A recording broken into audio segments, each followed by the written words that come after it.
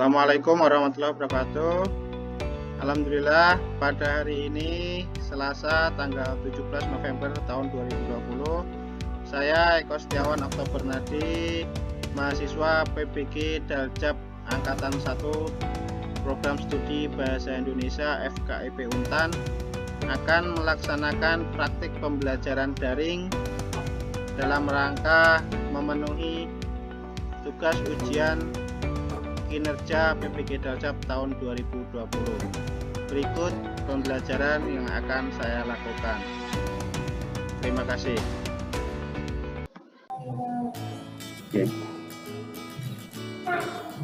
Bismillahirrahmanirrahim. Assalamualaikum warahmatullahi wabarakatuh.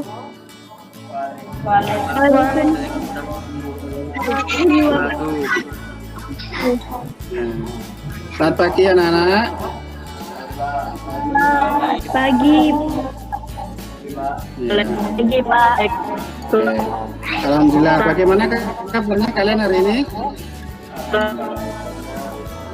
Alhamdulillah baik Pak. Baik ya. Walaupun situasi pandemi kita belum berakhir, kita masih belajar dari rumah masing-masing, tetap semangat. Nah, sebelum pembelajaran dimulai, Bapak minta ketua kelasnya memimpin doa. Oke, silakan Wahyu ya dipimpin doa. Kita belum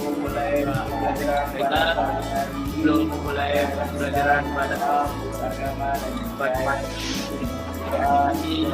Marilah kita doa bersama dan percaya nanti doa mulai.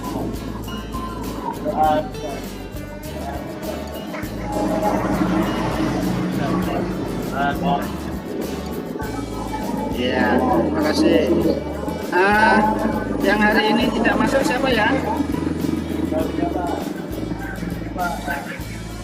Siapa? Claudia Pak. Oh, Claudia. Kenapa Claudia tidak masuk?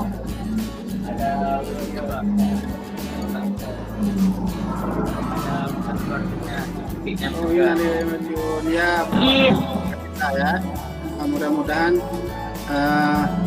Claudia tabah yang keluarga ditinggalkan juga diberi ketabahan. Nah, seperti biasa sebelum kita mulai pembelajaran, Bapak selalu memberikan sedikit motivasi. Nah, coba kita lihat dulu Salindia yang Bapak tampilkan. Nah, sebelum Bapak mulai, jaringannya bagus semua ya itu ya. Terlihat dengan jelas apa yang Bapak.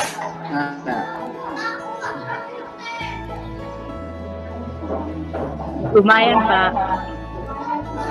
Lumayan Pak. Oke.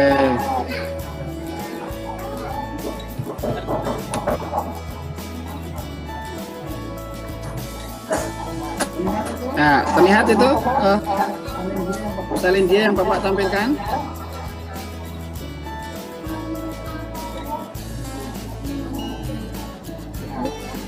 Ya, coba dibaca di Vika. Bisa kalau dibaca.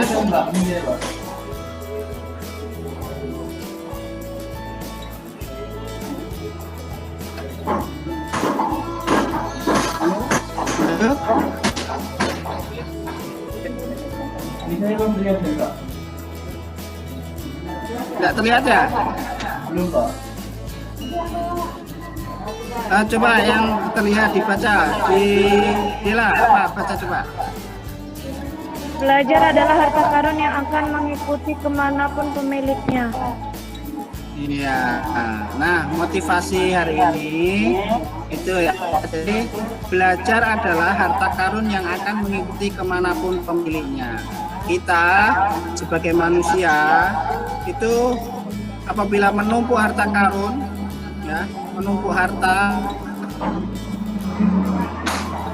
itu akan ditinggal pergi, kita akan kesulitan. Tapi dengan belajar kemanapun kita akan pergi, harta itu akan ikut, yaitu adalah ilmu yang bermanfaat. Nah, pagi hari ini mudah-mudahan apa yang kita akan pelajari nanti bermanfaat untuk kalian semua.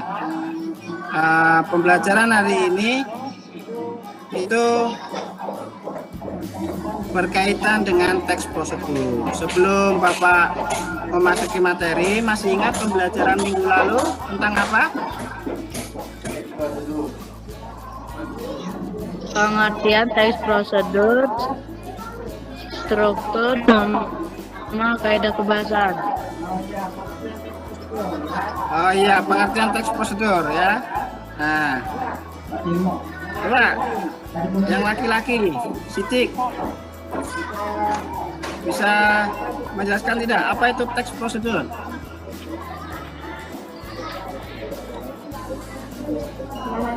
Suaranya dibuka dulu ya, biar masuk.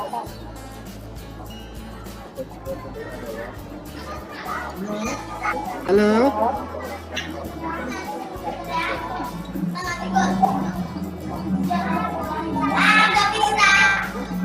Halo Sidik, terdengar suara Bapak?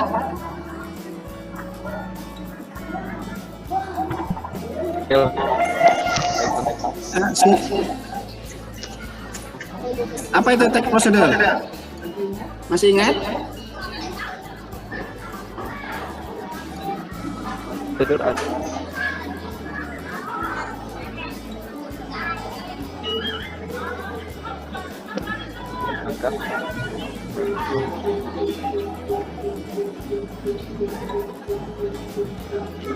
Iya, sinyalnya ini nampaknya kurang baik ya.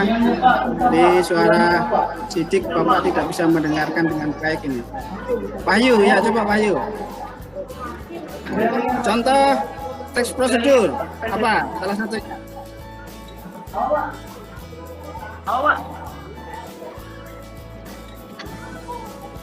Contoh teks prosedur.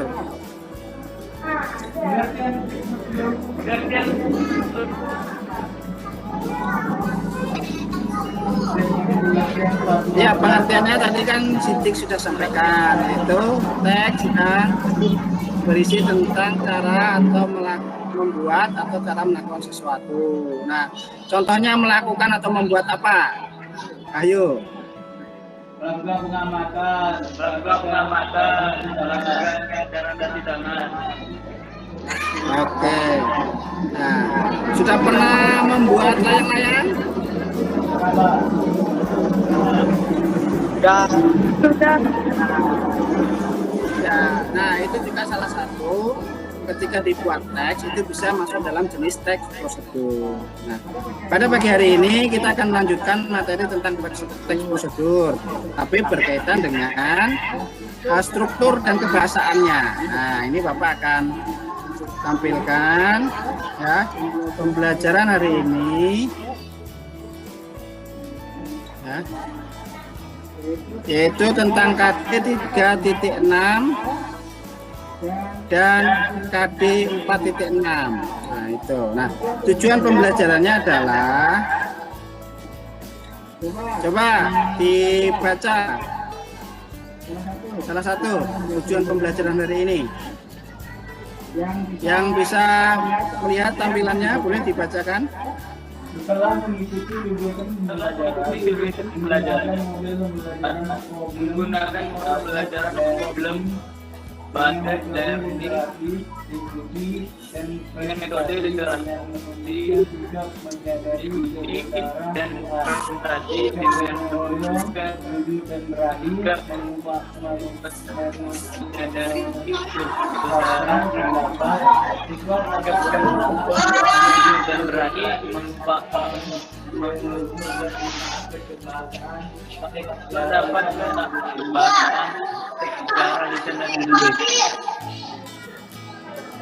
Iya, nah jadi tujuan pembelajarannya adalah nanti kalian diharapkan bisa menelaah ya, dan membuat teks prosedur dengan memperhatikan 3 struktur dan 5 aspek kebahasaan teks secara lisan maupun tertulis. Nah, sebelum Bapak lanjutkan materi. Mari kita lihat dulu video terkait dengan cara melakukan sesuatu, yaitu protokol kesehatan ya. Ini coba.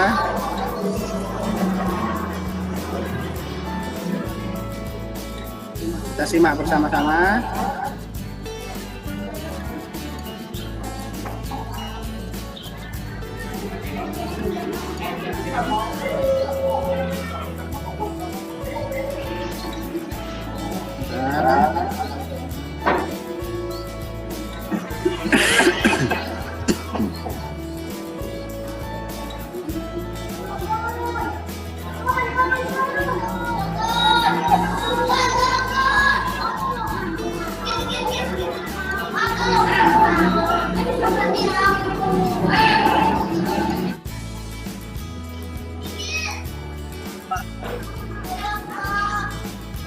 Bisa Pak.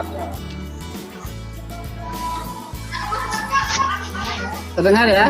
Bisa lihat ya? Ada dengar Pak.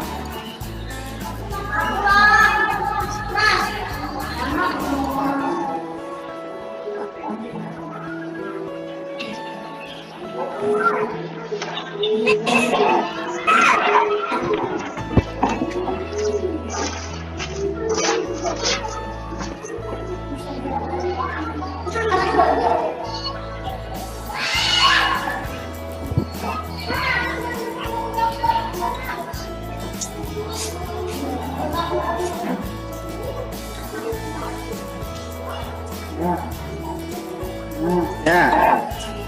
Nah, itu tadi videonya sudah kalian simak. Ini berkaitan dengan teksnya. Coba bisa Iya Pak. diperhatikan ya. Itu protokol pencegahan virus corona. Itu ada 3 bagian. Yang pertama tujuannya, ya, judulnya tadi protokol pencegahan virus corona. Nah, yang pertama tujuannya tadi dijelaskan di video, ya, bisa kita simak. Ya, sebagai bentuk pengendalian COVID-19, pemerintah telah menyiapkan rumah sakit rujukan infeksi 34 provinsi Indonesia. Pemerintah juga mengeluarkan protokol penanganan virus corona. Akan tetapi sangat disayangkan tidak semua orang bisa ikut menjalani tes virus corona tersebut. Lalu bagaimana langkah-langkah kita untuk mencegah virus tersebut? Ya, itu adalah tujuan dari teks ini dibuat. Nah, kemudian langkah-langkahnya, nah itu ada 8 ya, dalam melakukan pencegahan virus corona. Ya, silakan diamati itu. Yang pertama, langkah-langkahnya cuci tangan menggunakan sabun selama 30 detik ya, setelah atau akan menyentuh sesuatu. Yang kedua, menggunakan masker ketika saat dan akan bepergian keluar rumah. Yang ketiga, hindari melakukan kontak fisik terutama bagian tangan. Yang keempat, hindari menyentuh bagian wajah menggunakan tangan. Yang kelima, ketika batuk dan bersin tutupi menggunakan lengan, siku, bagian dada. Ya, hingga sampai ke 8. Nah, jadi langkah tersebut ya, dilakukan untuk melakukan pencegahan virus corona. Dan yang ketiga adalah penutup. Nah, penutupnya bagaimana? Ayo kita terapkan selalu hidup sehat, hindari virus corona, dan yang penting stay di rumah. Ya. Nah, itu adalah prosedur lakukan suatu. Ya. Nah, nanti kita akan amati, ya. Amati strukturnya apa saja. Nah, strukturnya jadi ada 3 tadi, 4 dengan judul ya. Yang pertama tujuan, lakukan satu, kemudian langkah-langkah yang dilakukan, dan yang terakhir adalah penutup. Nah, kemudian teks membuat sesuatu. Terlihat tuh tampilannya membuat apa itu? Membuat bubur Manado. Membuat bubur Manado. Iya, Manado. Nah, struktur membuat sesuatu itu biasanya ada 4 karena dia membuat itu ada tambahannya yaitu bahan dan alat ya. Nah, itu bersama sudah silakan diamati dulu. Ini cita-cita Bapak. Kirimkan melalui WA ya. Kirimkan itu. Jadi sudah kalian baca nanti bisa dipahami. Nah, ini kita perhatikan bersama-sama. Tujuannya, kemudian ada bahan dan alatnya, kemudian ada langkah-langkahnya, nah kemudian kesimpulannya atau penutupnya. Tuh, Bapak lanjutkan. Nah, langsung masuk ke materi. Ya. Yang pertama adalah struktur teks prosedur. Yang pertama tadi apa? Ada bagian pendahuluan atau tujuan. Tujuan ini apa? Isinya yaitu menyebutkan apa yang dibuat atau dilakukan. Jadi kalau struktur melakukan sesuatu berarti yang ditampilkan adalah yang dilakukan. Kalau membuat sesuatu yang ditampilkan adalah apa yang dibuat. Nah, tujuannya adalah untuk menangkap minat pembaca. Kemudian di dalam bagian tujuan ini biasanya menggunakan pilihan kata yang menarik perhatian. Contohnya, kalau membuat sesuatu ini diarahkan mudah dibuat atau dilakukan, jadi menarik ya, menarik perhatian. Kemudian kata-kata contohnya cepat, kemudian bermanfaat. Kemudian ada lagi menyehatkan, memuaskan, ya. Dalam pernyataan tujuan ini diharapkan hindari ungkapan-ungkapan negatif. Ungkapan negatif itu yang bagaimana? Ya, pokoknya susah dilakukan. Kita tujuannya teks prosedur itu untuk orang bisa melakukan dengan baik. Kalau menggunakan ungkapan negatif itu akan menjadi tidak berminat ya, orang yang membaca atau mendengarkan akan tidak berminat. Jadi diusahakan dihindari. Struktur yang kedua itu adalah apa tadi? Alat dan bahan. Jadi, dalam teks prosedur cara membuat sesuatu itu diperlukan alat dan bahannya. Nah, tadi kalau membuat bubur pedas tadi ya, bahannya apa saja. Ya, kemudian alat-alat yang digunakan apa saja, nah, itu dimasukkan di bagian alat dan bahan. Ya. Kemudian struktur yang ketiga adalah langkah-langkah. Ya. Langkah-langkah yang harus dilakukan berisi tahapan-tahapan. Ya.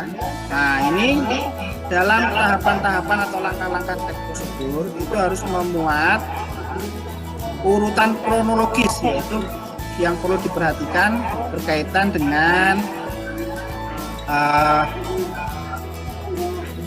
urutan penomoran ya, contohnya nomor 1, nomor 2, nomor 3 itu langkah-langkahnya dikasih penomoran, atau bisa menggunakan uraian paragraf, menggunakan yang pertama, kemudian yang kedua, yang ketiga, dan seterusnya. Itu untuk menuliskan langkah-langkah. Ya. Kemudian, ya, penggunaan kata penghubung ya pada langkah-langkah.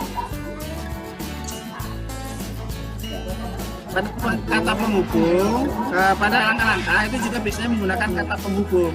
Nah, bisa dibaca, coba salah satu silakan dibaca.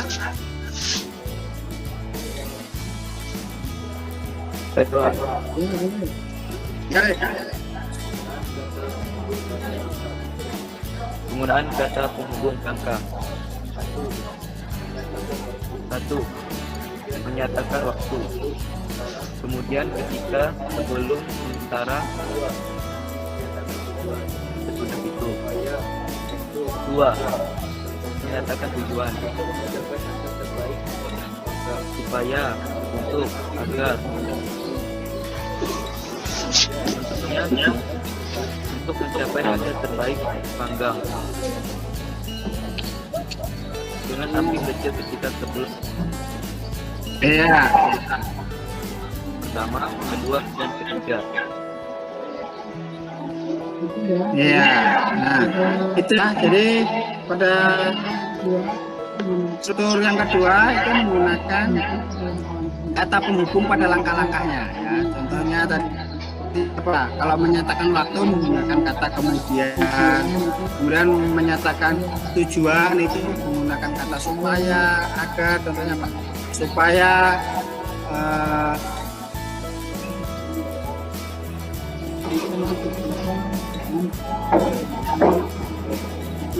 gunakan api yang besar, menggunakan kata supaya itu tujuannya. Kemudian menyatakan urutan tadi sama seperti Bapak sampaikan, yaitu pertama, kedua, ketiga. Ya. Nah, selanjutnya penggunaan kalimat perintah, saran atau pengalaman dalam langkah-langkah. Ya, dalam penggunaan kalimat perintah itu biasanya menggunakan kata lakukan ini, lakukan itu, contohnya ya. Kemudian saran, hampir sama dengan apa namanya perintah, tapi kalau saran ini lebih menggunakan kata sebaiknya. Itu menyarankan. Kemudian kata kalimat peringatan ya, atau kalimat larangan itu hindari, jangan lakukan, seperti itu. Kita lanjutkan. Nah, struktur yang keempat tadi bagian terakhir disebut apa? Penutup atau simpulan. Dalam penutup atau simpulan ini, ya, cara membuat penutup teks prosedur adalah dengan merujuk kembali ke hal-hal pokok yang disebutkan dalam pendahuluan. Ya. Jadi pendahuluannya apa? Nah, diuraikan lagi atau dirujuk kembali di penutupnya atau di simpulannya. Juga biasanya dia menggunakan ucapan selamat atau memotivasi orang lain, ya, untuk contohnya ucapan selamat menikmati, kemudian selamat mencoba. Nah, itu kalau melakukan sesuatu, ya. Nah, atau contoh lainnya menggunakan kata Anda akan merasa puas dengan hasil kerja yang memuaskan. Oke ya, Bapak lanjutkan. Tadi struktur teks prosedur sudah jelas, ada pertanyaan?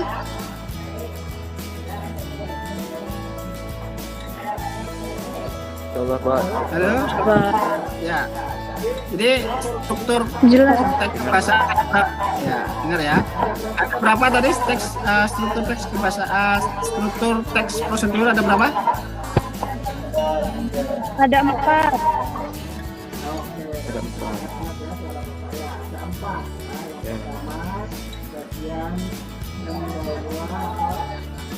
Ya, oke, berarti terdengar jelas ya suara Bapak. Ya, ada 4 ya. Yang pertama bagian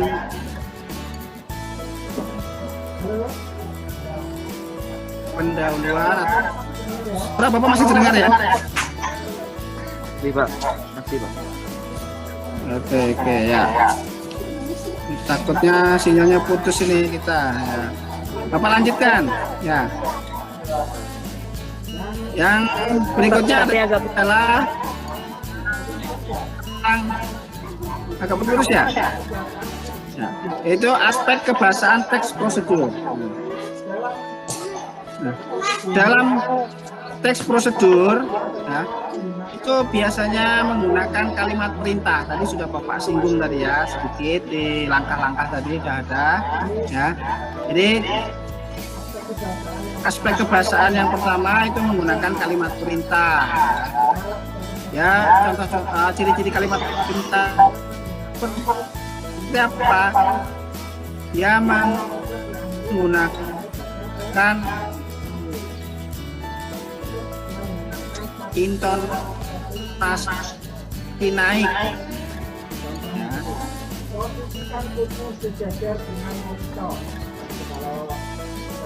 Atau diakhiri dengan tanda baca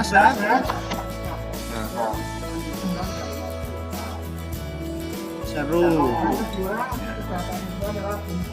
Yang kedua aspek kebahasaan itu adalah bentuk pasif, ya, menggunakan bentuk melakukan proses. Nah, contohnya apa? Nah, tombol keyboard sebaiknya ditekan dengan lembut. Kata ditekan itu menunjukkan penggunaan bentuk pasif. Yang ketiga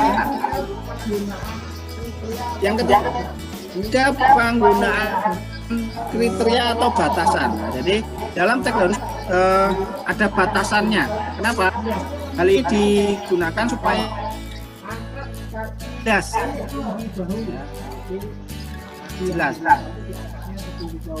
Contoh, angkat kaki setinggi bahu, katanya sebab adalah batasan. Contohnya ketika membuat masakan, goreng hingga kecoklatan, berarti dibatasi gorengnya hanya sampai warna coklat, jangan sampai hitam. Terus bagaimana? Nah, itu dibatasi. Atau contoh lain, ya, belah menjadi 3 bagian sama besar, dibatasi, dibelah dengan ukuran 3 sama besar. Nah, itu dibatasi, ada batasannya. Yang keempat, penggunaan atau struktur kebahasaan yang keempat adalah penggunaan kata keterangan, ya. Bisa keterangan cara, keterangan alat, ataupun keterangan tujuan. Ya. Keterangan alat, contohnya bagaimana? Alat dan bahan. Nah, ini kita lihat. Ya, keterangan cara dulu itu. Ya, cara ini adalah menambahkan keterangan pada bagian yang terjadi. Contohnya gini. Bungkuslah adonan dengan rapat. Caranya bagaimana?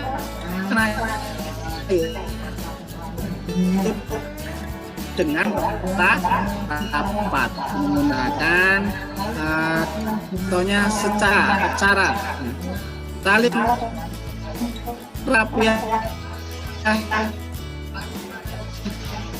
dengan cara menyilang.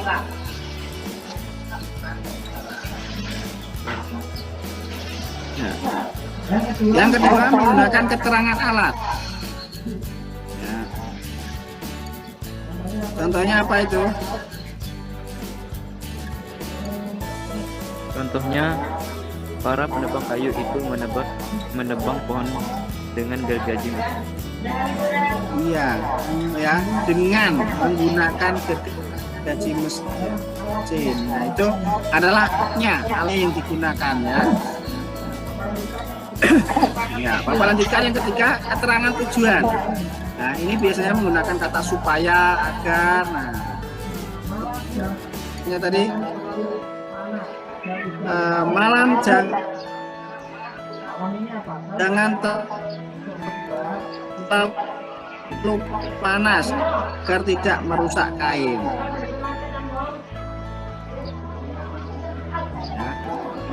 Malam ini apa? Tahu nggak? Untuk membuat batik tuh tulis ya. Ya.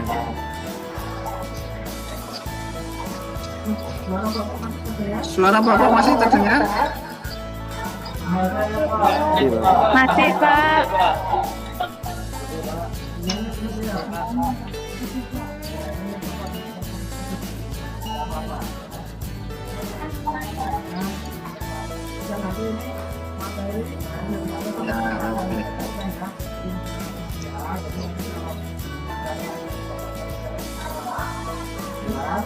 Sinyalnya jelek ya?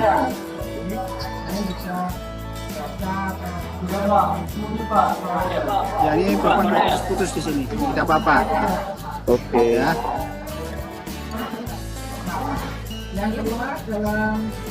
Sambil menunggu jaringan, Bapak lanjutkan nanti ini materi seperti biasa.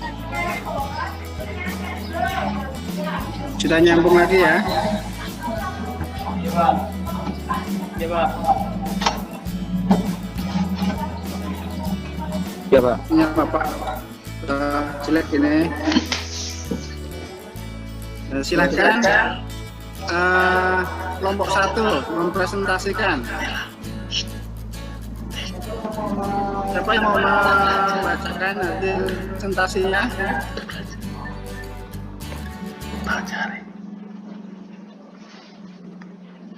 Saya, Pak. Ya boleh singkat Kak. Ya, coba. Apa struktur yang ditemukan dari cara membuat batik tulis? Yang pertama ada tujuan. Pembuatan batik tulis adalah proses yang membutuhkan teknik, ketelitian, dan kesabaran yang tinggi. Batik sebagai warisan budaya yang agung. Suaranya kayaknya terputus ya, sinyalnya ya. Ya,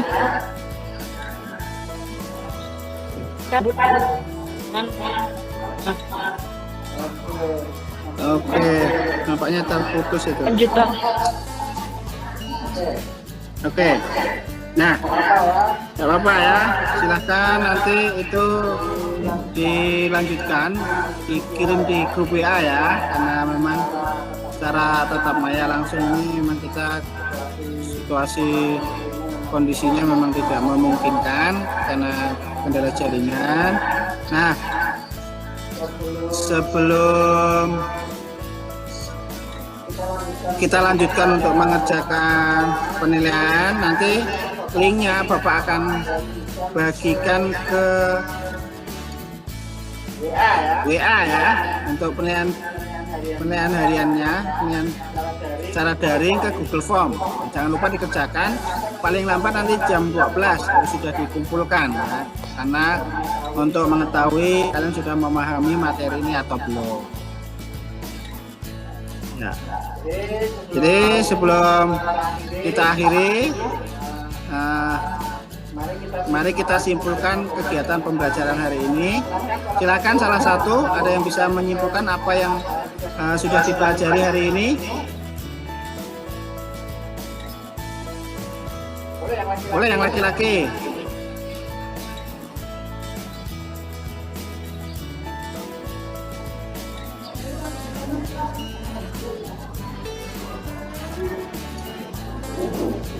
Halo, suaranya masih terdengar suara Bapak?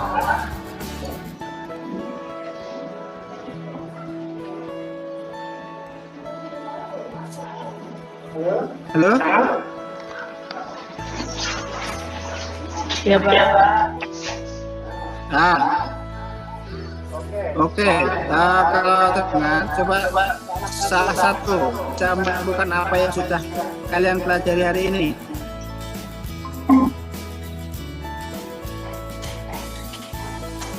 Siti, mana Siti? Boleh Siti.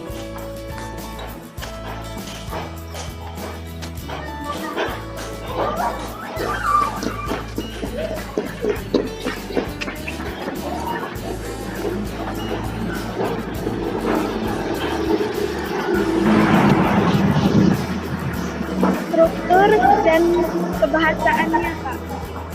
Oke ya, jadi kita hari ini sudah belajar tentang struktur dan aspek kebahasaan teks prosedur ya. Ada berapa struktur teks prosedur? Ada 4, Pak. Ada 4, Iya, Pak. 4. Nah, 4, Pak. jadi, betul. Nah, oke, ya. Kemudian mari kita refleksi salah satu, boleh. Bagaimana kegiatan pembelajaran hari ini menurut kalian?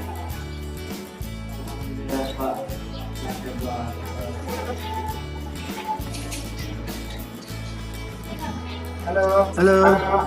Suaranya putus-putus ini sinyalnya. Ya.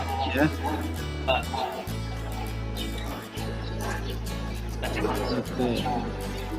Ya. Ya. Ya. Baik ya. Ya. Jadi Baik ya. Jadi ya inilah kondisi kita. Ya. Kesulitan jaringan, tapi tetap semangat belajar. Kalian jangan putus asa. Ya, mudah-mudahan dengan seperti ini kita bisa saling berjumpa dengan kawan yang lain, masih mengetahui kondisinya sehat ya.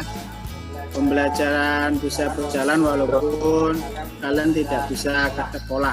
Mudah-mudahan pandemi segera berakhir, kita bisa belajar kembali dengan seperti biasa, sehingga apa yang Bapak sampaikan, apa yang kalian ikuti bisa dilaksanakan dengan baik.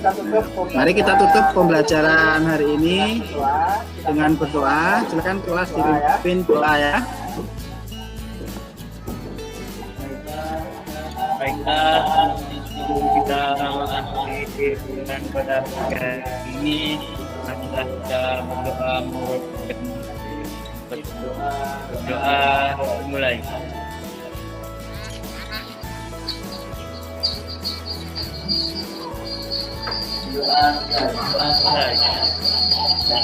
Terima kasih Wahyu.